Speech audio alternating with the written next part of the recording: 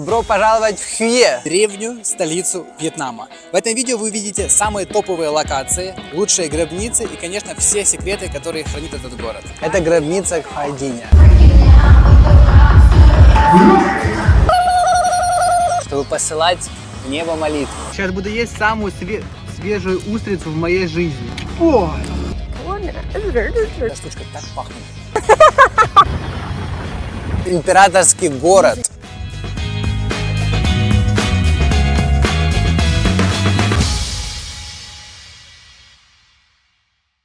Ой, мальчик, а что это у тебя?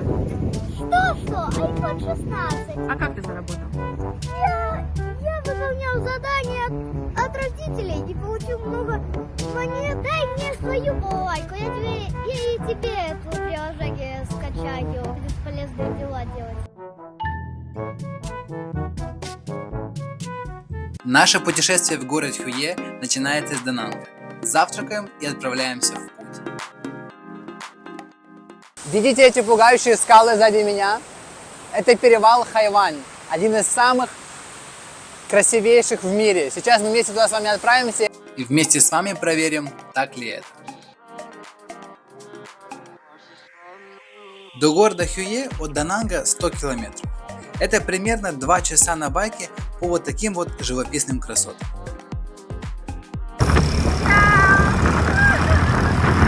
Но если вы не водите байк, то есть еще одна просто сказочная опция. Сквозь эти невероятные холмы идет поезд прямо из Дананга, и с него открываются еще более эксклюзивные виды. Билет стоит около $6. Дорога состоит из подъемов и крутых поворотов, поэтому нужно быть аккуратным и не снимать одной рукой пейзажи, как это делал я, а лучше останавливаться на многочисленных вьюпоинтах. В самых живописных местах есть вьетнамские кофейни, можно сделать паузу там.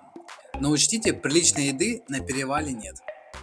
Первую часть дороги вы поднимаетесь вверх и достигаете высоты почти 500 метров над уровнем моря. На самой вершине вы увидите крепость начала 19 века. Исторический перевал был границей между царствами Чампа и Дай Вьет. А еще на перевале запрятано много бункеров времен Вьетнамской войны.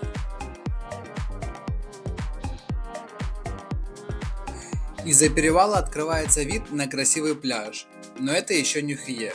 Сам город еще не видно за холмами. В общем, дорога и вправду живописная, но именно в солнечную погоду. В зимнее время там часто бывают туманы и холодные дожди.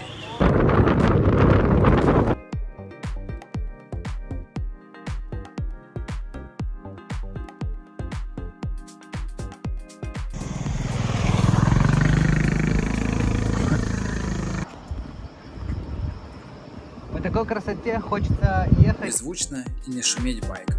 Поэтому на спуске я просто отключил двигатель и катился 30 минут с горы, немного притормаживая.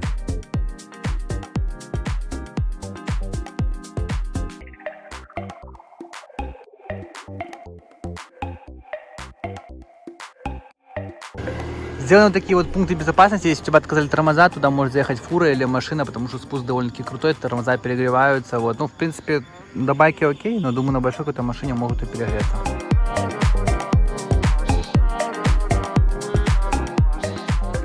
Итак, внимание, знатоки, вопрос. Для чего могут быть вот такие вот струи? Отвечает господин Русь. То есть они, получается, здесь моют свинюшек вот таким вот образом. И вот чистые свинюшки. В этом месте, если присмотреться, находятся устричные фермы. К этим палочкам привязаны веревки, на них очень много-много устриц. Весь этот залив в этих палках и устрицах. Как это выглядит? Вот в таких вот производственных масштабах они производят устрицы. Выглядит, конечно, не секси, но в ресторанах потом оформляют и выглядит красиво. Наверное, ни в каком ресторане мира вы не попробуете настолько свежую устрицу. Вот они на этой лодочке приехали вот оттуда. Сейчас они сортируют на разные размеры и поедут в ресторанчики. Нам, короче, выбросили одну устрицу и сказали, попробуй съесть. Берем одну, открываем. Let's try. Сейчас нам как-то ее откроют об стену. Их же можно в свежем виде есть. Они вообще прям новенькие.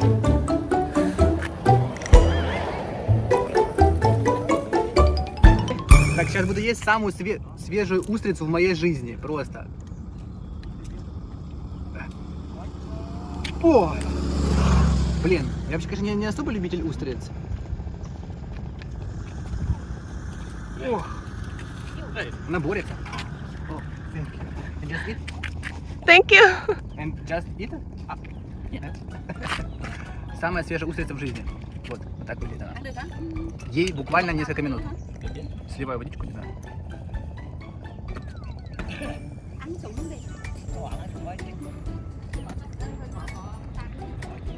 Солененькая, вкусненькая.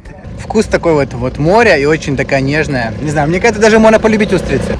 Мы съели по одной, но нам предлагали обожраться ими. Они говорят, давайте вам еще откроем, давайте вам еще откроем.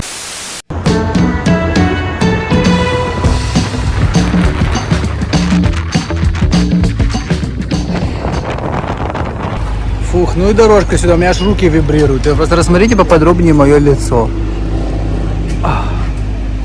Просто какой-то уголь. Город Хюе может по праву называться столицей гробниц. Моду на создание помпезных захоронений запустили императоры. И теперь каждый простой вьетнамец хочет выделиться после смерти. Чем сложнее, больше, дороже место захоронения, тем считается более уважаемая семья. Не всегда эти гробницы строят на лишние деньги. Иногда люди копят долгое время, живут скромную жизнь и откладывают, чтобы построить захоронение для своей семьи. Для одного из последних императоров Вьетнама проект гробницы обошелся настолько дорого, что налоги для населения пришлось поднять на 50%, чтобы достроить гробницу. Недовольство в обществе зашкаливало, но проект был закончен, и мы отправляемся с вами прямо туда. В этой зоне есть 4 основные достопримечательности, их можно купить комбо-билетом и в течение 2 дней посетить их все. Вот мы, собственно, так и сделали, получается 530 тысяч один комбо на 4 достопримечательности. В него входят вот эти достопримечательности.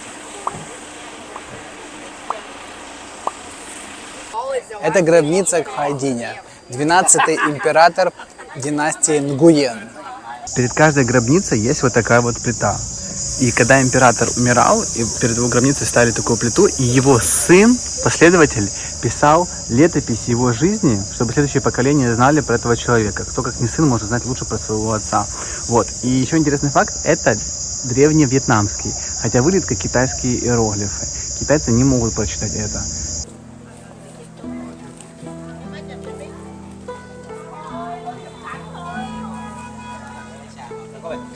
Фух, дорога сюда реально непростая, находится в такой жопе мира, что мама родная, но на удивление людей здесь много туристов, довольно-таки популярное местечко. 2 дела одновременно можно делать, но это же чудесно. Цвета и исполнение немного похожи, как в Индонезии. Первый раз вижу такие темные храмы. Оно не потемнело, эти камни, они вот такие вот и были изначально. Прикольный свой стиль такой. Гробница выполнена во вьетнамском стиле, но по принципу и проекту французском. И это заметно и читается немного как в стиле Версаля, вот этих вот тех времен зданий, но вот со вьетнамскими этими элементами. На самом деле эта гробница не такая уж и старая, примерно 20 век, начало 20 века, 1922 год что-то фигурирует такое. Вот, поэтому, в принципе, это все свеженькое. Эта гробница признана ЮНЕСКО всемирным культурным наследием и строилась 11 лет. Она не сильно большая, но из-за того, что очень много мелких таких деталей и технически тогда это считалось прям вершина. Вот эта вот битая керамическая штука, эти кусочки складывали, и получаются такие вот элементы. Поэтому это заняло долгое время. Ну да, в принципе, такие вот фрески, как у меня вот в школе вот такая тоже была. Из такого битого кафеля сделаны. Такие тоже роскошные цветочки у меня в школе были.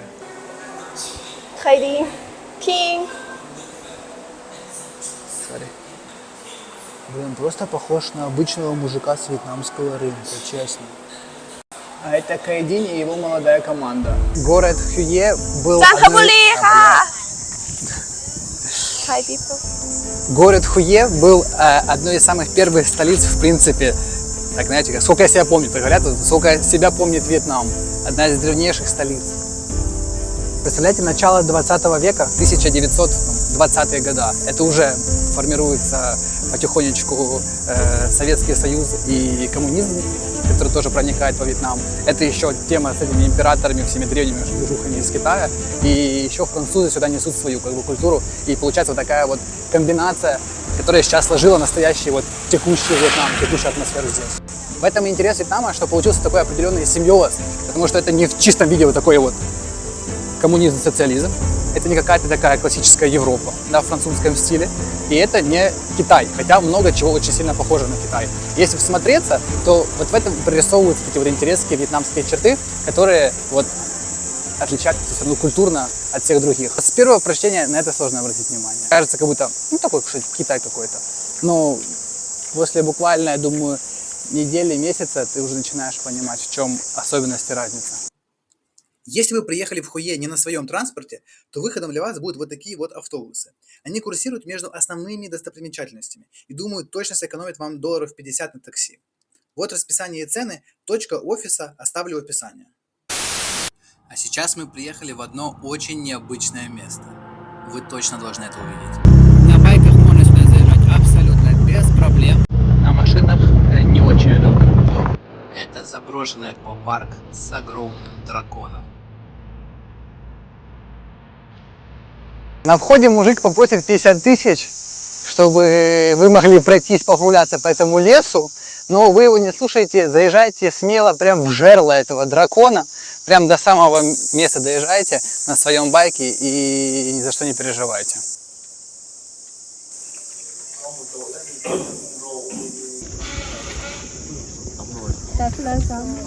Влупился. Вы думали, все эти картинки с дронов это что, вам просто так это ля-ля-ля тополя? Ага. Сейчас влупился вот сейчас и пошел вот искать его где-то в этом. Наверное, надо менять пропеллер будет. Поэтому я использую свою беспроигрышную тактику подброска телефона. 3, 2, 1.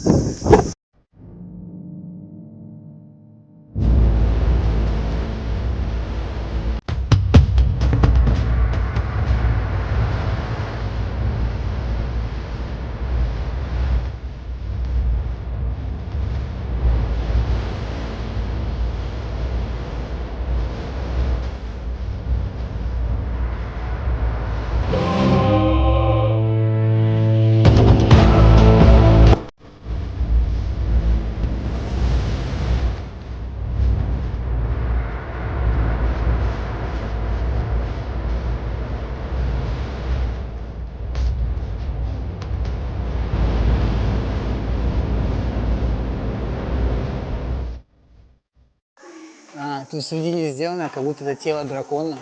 Yes, nice, but I don't like it. Why, look scared. Короче, можно подняться прямо в пасть. Рассказываю вам историю этого аквапарка. Получается, в 2004 году открывается он, все хорошо, работает, и за нерентабельностью через 2 года, в 2006 году закрывается. Вот он уже почти 20 лет стоит заброшенный, горки все разобрали, все поразбирали, остался вот такой вот только чудесный дракон, в который все заходят и выходят. Со стороны будет красивее, подниматься нет смысла, потому что среди написано, очень воняет. Давно не происходила санитарная обработка аквапарка. Ставлю аквапарку 1 звезду. Горки невеселые, воняет, бассейны заросли, но зато плюс бесплатный вход. Едем смотреть гробницу Тук-Тука. И как ее смотреть, если не так?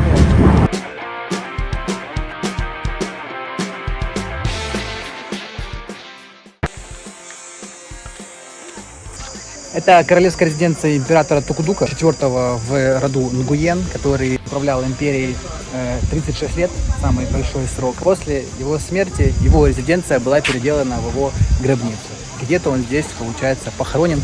Я думаю, вот там вот сейчас найдем его и покажем вам. Я знаю, что вы любите останки императоров. Капец, что у меня за подписчики такие? Кому, блин, интересно останки императоров? Куда я двигаюсь, блин? Блин, останки. То половые органы рыб. Куда вообще катится мой канал? Мне надо, блин, менять концепт, я не знаю, блин, что-то, блин, тут какой-то поворот не туда был где-то в какой-то момент, я не понял. Ой, какое обалденное место на озере для медитации у него было. Обалдеть. Чуть не, блин, помер. А, не нужны все развлечения, которые тут бывают.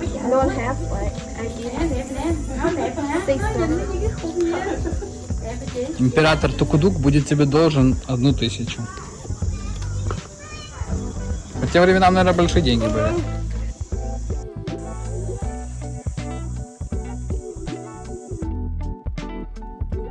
Нам повезло и было немного людей, поэтому можно было спокойно походить по территории, понаслаждаться природой, покормить рыб, представить себя императором, подумать о государственных делах. Can you give me a little bit? Останки Нинбиня на реставрации. Все, я сделал все, что мог. Так, реставрация в принципе идет очень аккуратно, с соблюдением всех норм и технологий. Так, уважаемые горожане, я как хуёвый мэр, как мэр города Хуе, объявляю, что вся реставрация идет согласно всему технологическому плану. И все будет восстановлено в первозданном виде. 2-3 недели, и мы закончим реставрацию.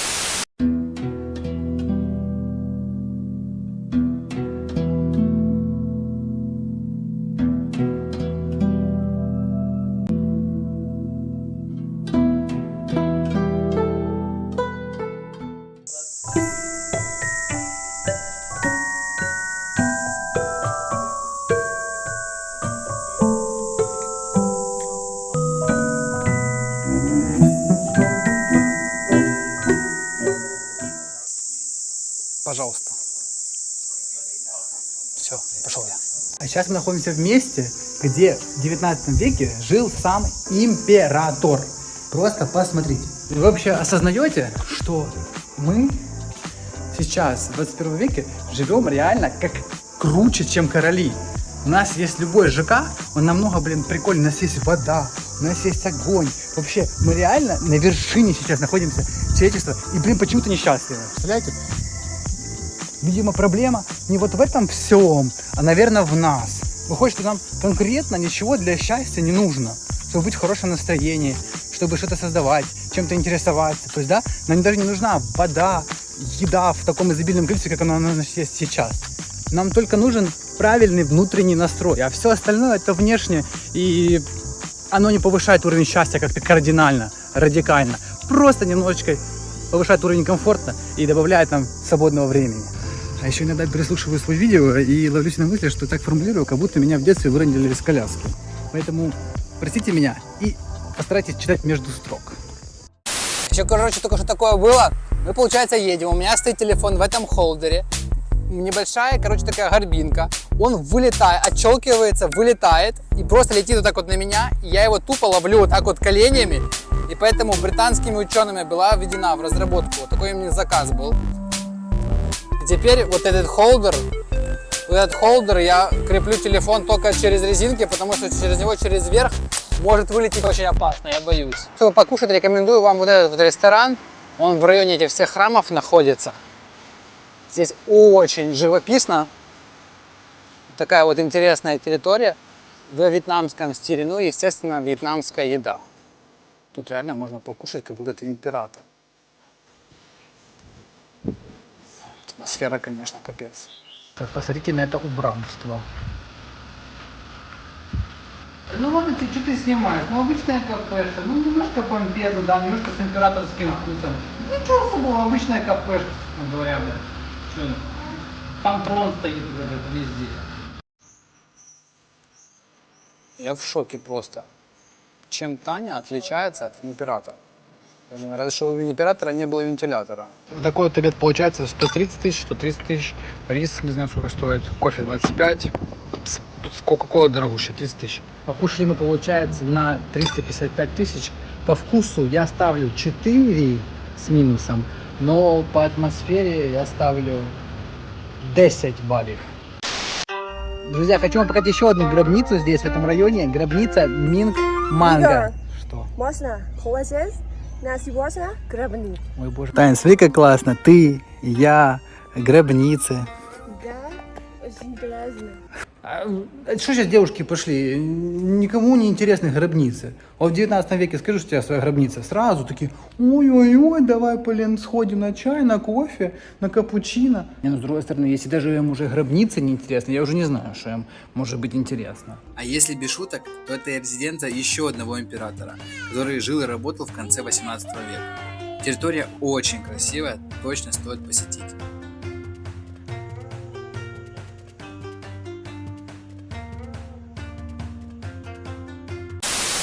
Так, Таня, еще 3 храма смотрим и на обед. Силы есть еще?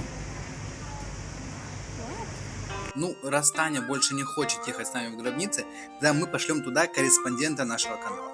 Там очень хорошие отзывы туристов, поэтому вы точно должны это увидеть. И мне передают, он как раз с нами на связи. Мистер Дин, добрый день. Скажите, какая обстановка сейчас в гробнице Нгуен Тхе? Мистер Дин, как меня слышно? Мистер Дин? Мистер Дин, видим картинку, нет звука. Я совершенно случайно заселились в такой вот европейском стиле отельчик. Номер с нестандартной планировкой. Что-то в этом есть. Люблю такие форматы интересные. Вот это я понимаю, нормально, с одного понятия. Чистишь зубы, здороваешься с соседями. Мы собираемся на вечернюю тусовочку. Таня выглядит вот так вот. Rotate. Yes, very nice. Little more come in, let me just show you, don't.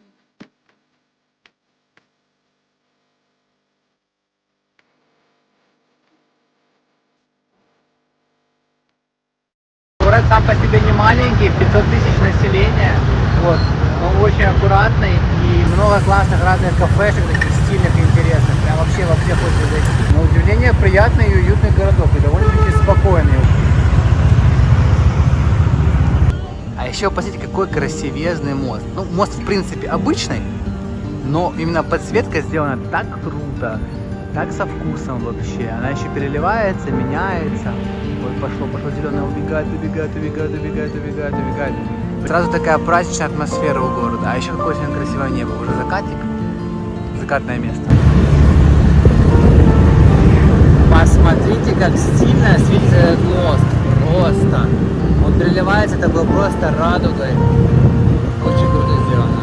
В Фуе очень много таких вот приятных оформленных парков. Вот реально, когда у нас в городе делают вот такой парк, это просто такое событие. Я не знаю, там мэр приезжает, там просто ему все ноги целуют. Просто реально очень много парков таких для прогулок. Знаешь, ты живешь в городе, в котором можно вот так вот заехать. Это просто часть улицы. Это, блин, обалденно и атмосферно.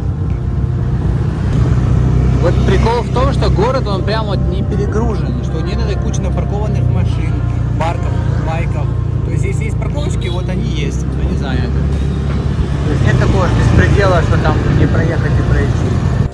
Это просто часть города. Там разные кафешки.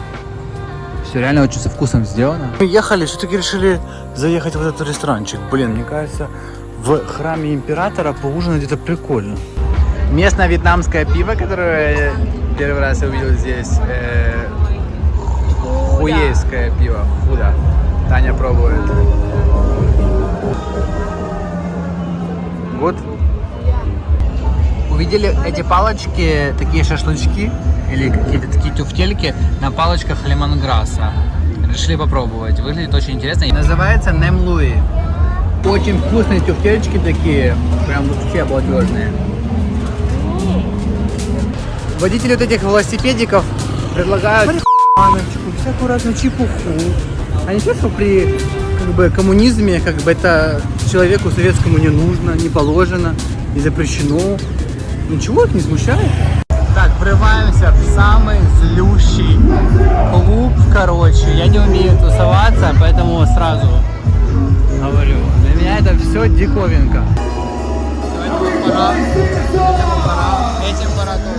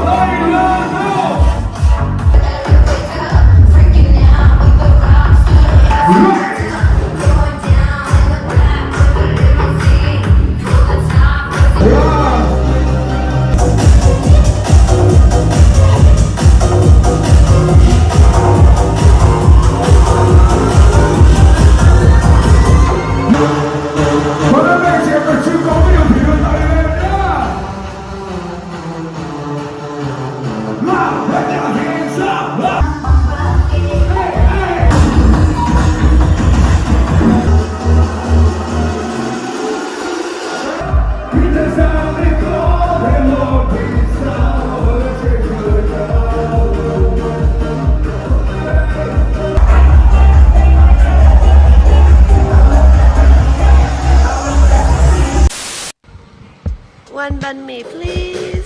Банми – это национальное вьетнамское блюдо, которое появилось во времена французской колонизации. Французы научили вьетнамцев печь вот такие вот багеты, а вьетнамцы начали добавлять свои любимые травы, вареное мясо, разные овощи. Обычно они едят банми на завтрак. Thank you. Ну, чуть-чуть дальше от центра в Хуешке есть вот такая вот Хуешка. И немножко, конечно, портится вид. Ну а так, в принципе, очень много интересных благоустройств. То есть по утрам у нас коммунизм, а по вечерам каннабизм. В Хуе даже есть велосипедные дорожки. Нужно обладать невидимой ловкостью, чтобы запрыгнуть на такой бордюр.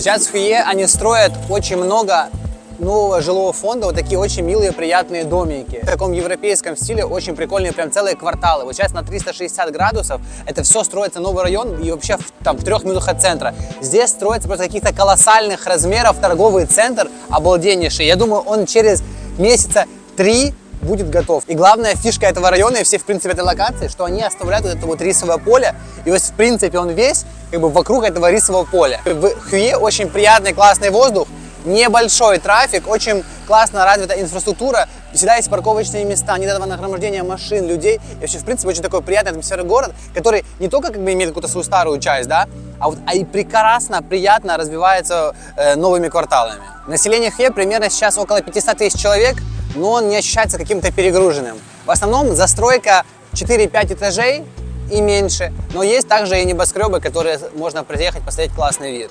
Я думаю, сейчас и в перспективе Хуе это очень сильная альтернатива Нячангу, Данангу, Паттайе, вот, потому что много классного жилья здесь будет, очень классные, интересные рестораны, а кому нужно море, 25 минут на байке можно отскочить, если прям так сильно покупаться нужно раз в неделю, раз в месяц, поэтому однозначно лайк.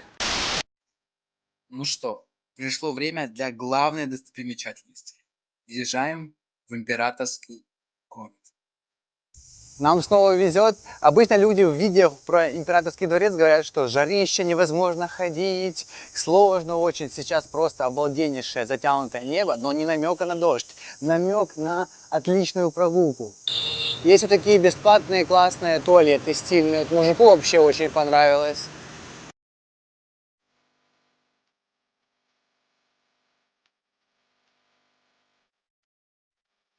Мы находимся в городе Хуе, и это не императорский дворец, это императорский город. В середине находится 140 разных сооружений, которые использовал император для жизни. Обычным людям вход был запрещен, и здесь были только прислуга и его близкое окружение. А сам город обнесен по периметру 10-километровой огромной стеной, которая в принципе служила как и оборонительным сооружением, но однако ни разу не была использована. Этот город был полностью почти уничтожен во времена французской колонизации. Во времена французской колонизации и во времена войны США и Вьетнама бомбами тоже было много чего уничтожено. Поэтому большинство зданий здесь восстановлено и продолжают восстанавливаться. Вот такой тебе сувенир из императорского города в Хуе. Кубик. На каждой стороне изображены какие-то разные части этого города. Посмотрим. Справа от главной цитадели, за этим мужиком вот в желтой футболке, нужно покупать билеты. Но так как мы вчера купили комбо, у нас уже есть билеты, и мы эти все очереди проходим мимо и просто идем сразу на очередь на вход. Также во всех остальных усыпальницах просто сразу идете на вход, этот один билет срабатывает на все.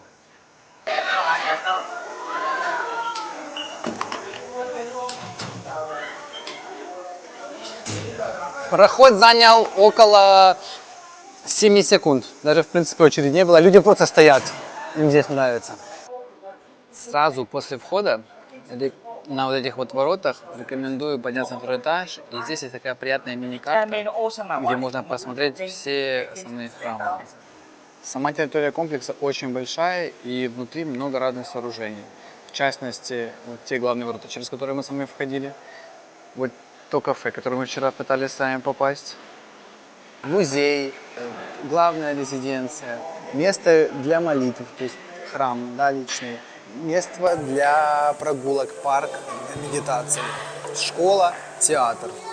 Есть возможность арендовать вот такие вот байки. Сразу возле главных ворот вот аренда этих велосипедов на 70 тысяч в час.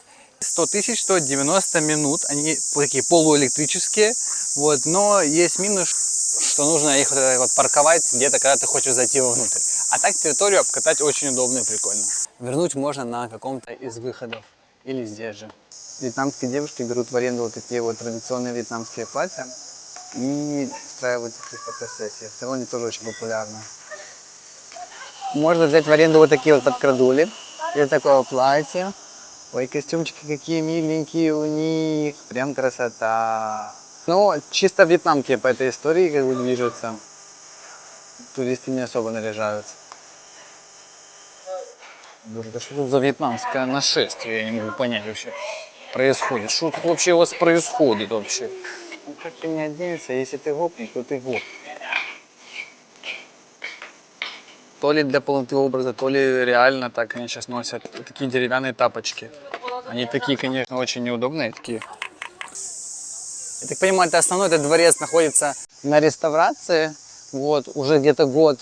Ну, я думаю, ну, еще тоже не меньше года с их темпом. Часов утра людей уже много. Открывается сам этот город в 7 утра. Поэтому, в принципе, если не спится, то можно приходить пораньше. Много элементов из дерева. Очень стильно выглядит. Похож на запретный город в Китае, но со своими вьетнамскими элементами. Кстати, вот это вот древний вьетнамский. Вот такие большие территории. Честно скажу, не знаю, для чего они нужны были, как они использовались. Кстати, вот 920 год, и так по фоткам видно, что довольно-таки сшатанное все, подуставшее уже. А тут прям такие есть некоторые надежные конструкции. Типа прям вот реально на камешках стоит. Ну вот с тайкой путешествовать это вот так вот, а тебе махает сзади, под футболку махает, чтобы тебе было не жарко.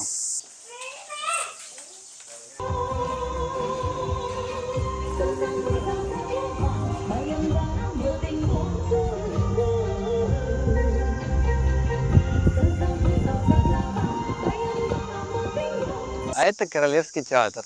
Но выглядит как дом культуры где-то в каком-то ПГТ. 5 minutes should start something. Вот время расписания шоу. Вы когда видели, что в театр нужно было раздуваться?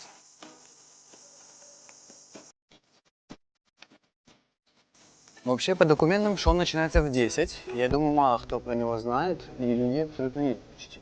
Ну-ка, начнем мы создавать массовку и аплодировать.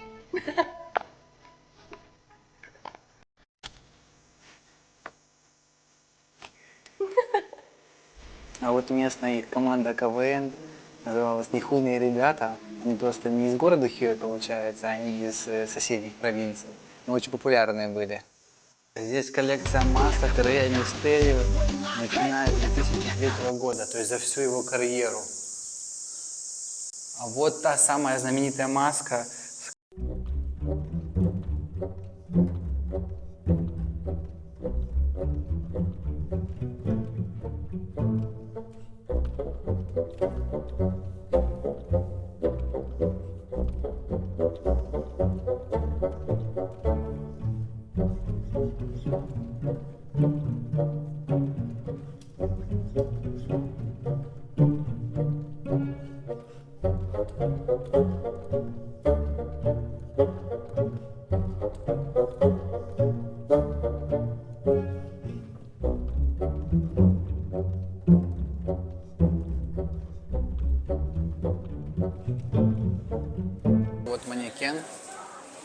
как выглядел костюм в те времена. Можно потрогать его. Это живой мужик. У Байдая было всего 4 жены. Он был самый семьянин, потому что у предыдущих императоров было по 40, по 100 жен. Кстати, решил я освежить понятие в голове у себя, что такое наложница. И оказывается, это просто незаконные жены, путаны. И говорят, что у них было там по 40, по 50, по 100 наложниц. То есть пацаны реально именно жили и кайфовали вообще, правильно все у них было по жизни, представляешь? А сейчас это все вот это уже поджали уже, все уже. Одна жена и все. Основные дворцы здания соединены вот такими вот переходами, которые защищают от солнца, которые защищают от дождя, и это очень удобно. В Хюе есть свой аэропорт, поэтому я даже однозначно рекомендую его для первого визита во Вьетнам, чтобы максимально проникнуться этой вьетнамской культурой и понять, в чем ее вообще суть. Потому что большинство людей говорит, ну, китайский такой стиль, да, похож, классный, китайский, наверное. С таким же успехом можно говорить, что вот украинский стиль, да, и стиль Российской империи похож. Но если ты дебил, да, то можно говорить. А если ты как бы немножечко уже следующего как бы уровня человека, тогда ты изучишь и тогда начнешь разбираться. И вот, мне кажется, в этом кайф, вот настолько вот исследовать мир, вот глубже.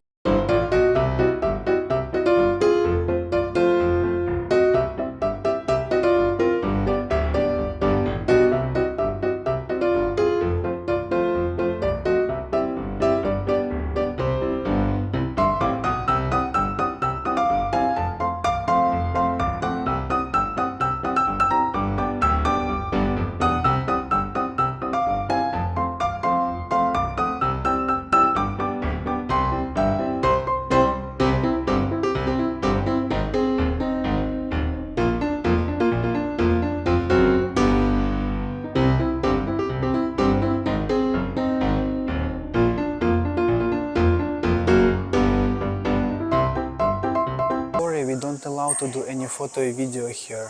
Но очень жаль, что я не понимаю английский. That's why I don't understand this prohibition.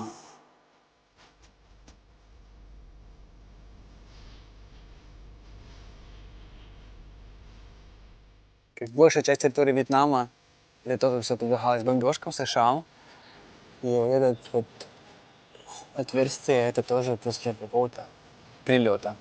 Кстати, я еще заметил по поводу тайских девушек, они вот вообще не чвакают. То есть нет такого, ой, блин, жарко, блин, хочу воды попить, ну куда мы идем? То есть они такие, типа, о, а давай купим воды попить.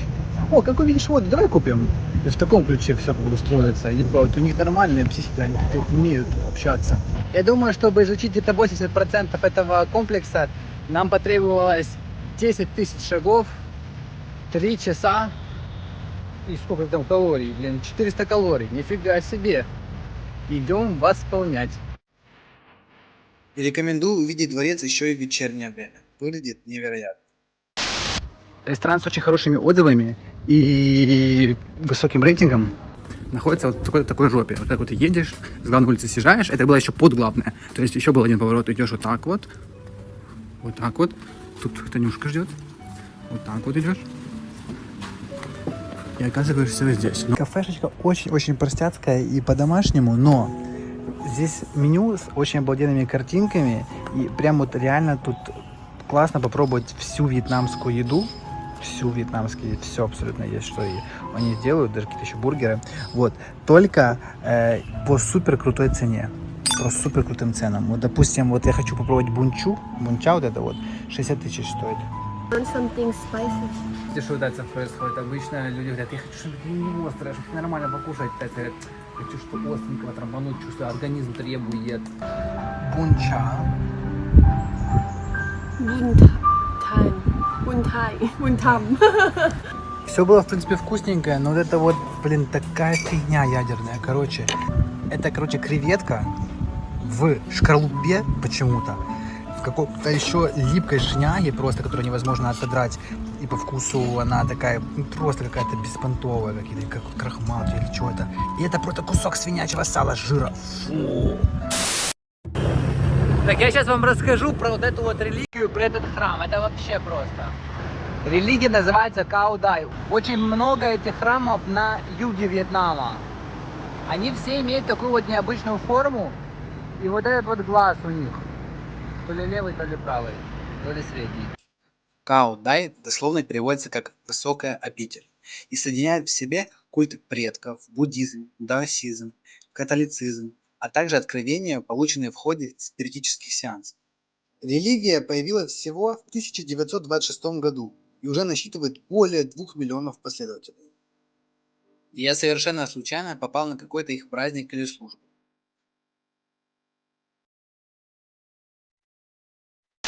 Вам такое расскажу, вы просто будете в шоке. Вот это у них река идет через весь город и разные каналы цветения. Она называется Perfume River.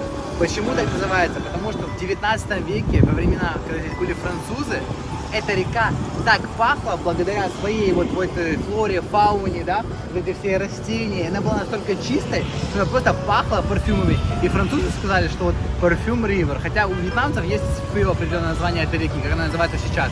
Но с тех времен ее называют еще Perfume River. Представляете, как было обалденно, какая раньше была экология. Сейчас она такая вот зелененькая, подорожченькая, немножко бутылочки, но атмосфера осталась. Мы приехали в деревню Благовоние. Тут, короче, со всех сторон, на целой улице, стоят вот такие разные палочки ароматные. Они красиво выставляют, и с ними можно фотографировать. Очень много. Целая улица, приглашают, такая самая веселая. Вот, представляете, такая вот целая улица, называется деревня Благовоний. Я думаю, здесь точек таких около 15. Вот девчонки фотографируются. Taking photo free, but what not free? Dress? Короче, самое главное, хочу вам рассказать, эти палочки вообще используются в храмах для того, чтобы твои молитвы вместе с дымом улетали в космос. И, там, к Будде туда конкретно, это чисто дымные такие палочки. И часто туристы покупают эти дымные палочки для храмов, ставят себя в комнате, и они воняют просто костром.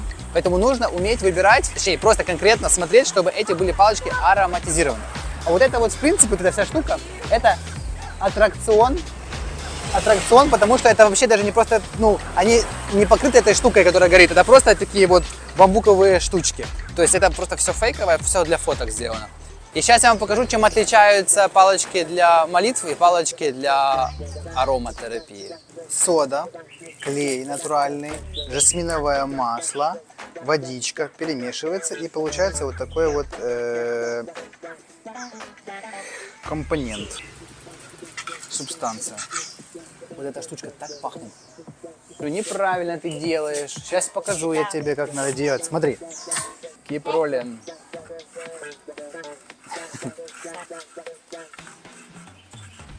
Ой.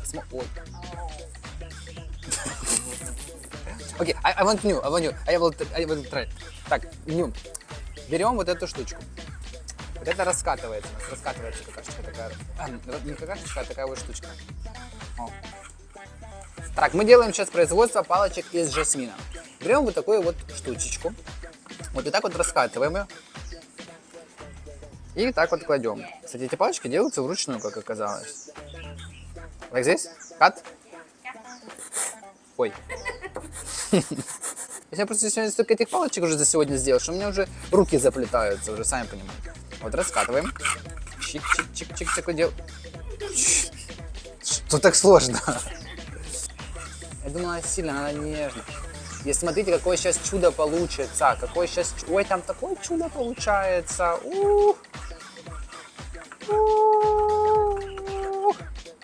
О. И...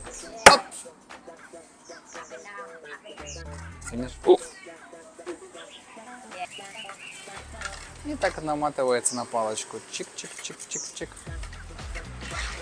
Вот такая пачка стоит, получается, 50 тысяч, я не знаю тут сколько, их тут очень много, их, я не знаю, обнюхаться. Вот. А если попросить, чтобы микс сделали, то 60 тысяч. Поэтому рассказываю, вот эти палочки дымные для молитвы, чтобы посылать в небо молитву. Это палочки ароматизированные, для того, чтобы был вкусный запах. Всегда пишется, какой вкус здесь. А это палочки фейковые, для того, чтобы делать фотографии. А я думал, что эти все палочки настоящие, оказывается, их вручную так вот валяют, вот, и получается, что не нужно их тут делать, потому что можно просто вот эти макнуть, и они будут уже такого цвета в краске, а саму тут вот наносить эту пахнючку нет смысла. Я вам настоятельно рекомендую именно вот эту вот точку с этой женщиной. Он тут на корточках сидит. Вот, потому что у нее очень красивая галерея, палочки не пыльные, красивые, вот, большой ассортимент разных самих палочек, нескудный выбор, вот, и там есть мастер-класс, самое интересное, что можно их поделать самому. Я, если честно, думал, что они разбираются в азиатах, но с Таней постоянно все вьетнамцы говорят на вьетнамском, просто. Вообще, а Таня же не понимает вьетнамский, тайский, вьетнамский, разные языки. А вы знаете, что Red Bull вообще из Таиланда пошел вообще, в принципе, как напиток, потом его уже докрутили как бренд, такой мировой сделали. Тут есть такая пагода, которой 400 лет. Она находится на берегу речки Парфюм, и как во Вьетнаме ее называют Хионг. Очень живописное место. На этих лодках-драконах можно приплыть прямо вот сюда, к этому храму. Дорога на байке занимает 20 минут, на лодочке где-то 40. Стоимость вам будут называть около 250 тысяч донг с человека, но можно торговаться смело до 100 тысяч, они охотно идут на это. Это та самая машина, которая была на фоне того монаха, который сжег себя. Помните эту знаменитую фотографию? Это именно та машина, которая стояла сзади.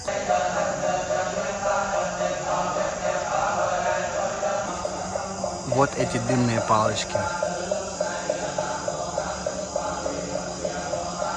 Молитвы летят.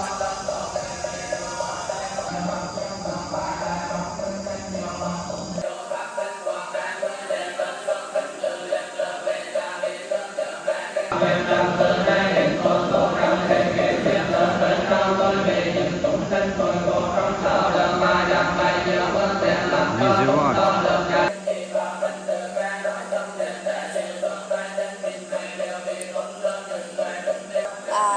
In Thailand, when we pay something, the lady have to sit like this. For guy, you have to sit like this. For important, celebrate. But if the normal, we can sit like this. Yes. And men, like this, okay. Yeah. No.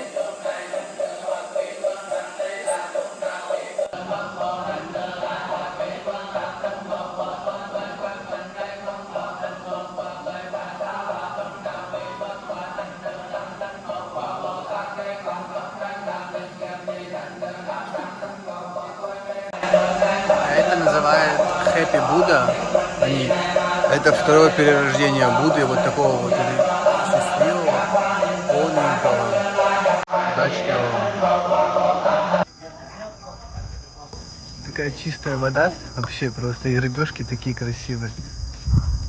Это храм литературы находится недалеко от этой пагоды, где мы только что были. Вот, но это абсолютно не туристическое место, здесь бесплатный вход, и здесь ничего не примечательного для туристов, но хотя на самом деле это очень интересное место.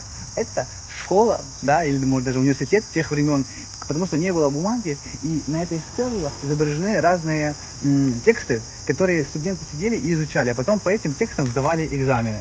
Такой же храм, принцип такого же храма, Temple of Literature, тот тоже есть в Ханое. Это очень такое красивое, знаковое место. Вот. Но принцип тоже вот такие стелы, и студенты сидели и учились. Есть такая абсолютно заурядная кафешка, внешне выглядящая. Но в самом городе Хе изобрели соленый кофе. И мы сейчас его будем пробовать. Кафе выглядит вот так вот. Цена стоит 20 тысяч за одно. Тань, не ломай стол, пожалуйста, я прошу тебя. Нужно так все перемешать, но вообще, в принципе, и по отдельности интересно попробовать. Yes, two or three cream mixed together. 3 type of cream, yes, you mix together, and with salt. Salt, when you... With salt. And put salt here, yes. And Caramel also. caramel. And here, like, just Vietnamese coffee? Vietnamese coffee. Vietnamese coffee, yes. Milk. Milk. Creamer. Creamer. Local coffee, yes? Yes. Yes. По отдельности очень вкусно. Он даже по отдельности очень вкусно. Я скажу, это больше, конечно, как десерт. Я уверен, что в Хюе таких кафешек, где делают вкусный соленый кофе, очень много. Но я вам оставлю эту локацию, потому что она реально 100% обалденная. Короче, есть буквы, которые тайцам очень сложно произносить. Вот просто как можно замучить тайца? Смотри. Сопилка. Спилка. Сопилка. Спилка. Спилка. Спинка. Спилка. Спилка. За нами погоня. Сейчас нас подсадят, подхватят. И сейчас у меня будет, короче, железный аргумент. Have bike, А еще тут очень красивые светящиеся машины. Они прямо создают ощущение, что город живет. Это самый ДТП опасный участок города Хюе. Здесь каждый вечер происходит самое большое количество ДТП. Очень много неадекватных водителей. Большинство из них без прав. И мы тоже не устояли и дали им. Очень классная штука, особенно после еды, так вообще раскручивает. Таня, что так медленно? Дай газку. Газку подай немножечко. Газочку. Во, пошла, давай. Оба, пошла. Давай, подрезай меня, блин, как следует, блин. Что ты, блин? Как интеллигенция, блин, 19 века, блин. Смотри, такая классная штука вообще. Ну, по ней видно, что она классная. Но еще когда покатался, вообще просто в шоке. Вот. Немножечко тормоза такие под вопросом, в принципе. Так что нужно больше, скорее, стараться рулить правильно, чем тормозить. 50 тысяч? 50 тысяч за 30 минут. Чудесно. Все, я поехал. Танюшка куда-то ведет. А я смогу на эту гору заехать? Оп!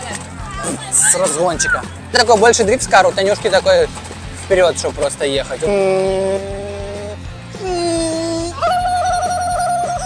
Неадекватный, просто неадекват за рулем.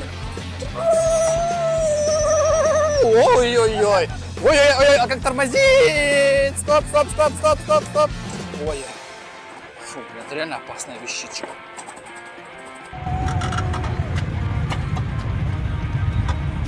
Ой, Тань, куда ты? В кустики? И буду я не я, если не сделаю парочку трюков.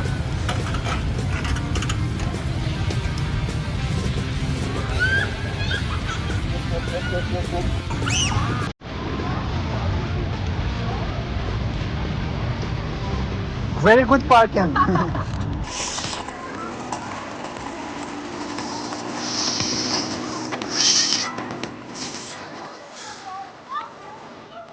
Друзья, это был выпуск из Хюе. Надеюсь, вам понравилось и было полезно. И вы загорелись этим городом так же, как и я, и захотели в него приехать. Подписывайтесь на канал, чтобы не пропустить новые видео, потому что предстоит еще очень много интересных путешествий. И ставьте лайки, если выпуск был классный, и дизлайки, если был не очень. Все, я поехал, пока. Так, стоп, куда я ехал? А, туда.